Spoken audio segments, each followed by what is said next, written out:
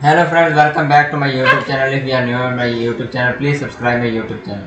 Redeeming points on my Microsoft Reward is a pretty easy. Today I am going to teach you how you can redeem your points from Microsoft Reward.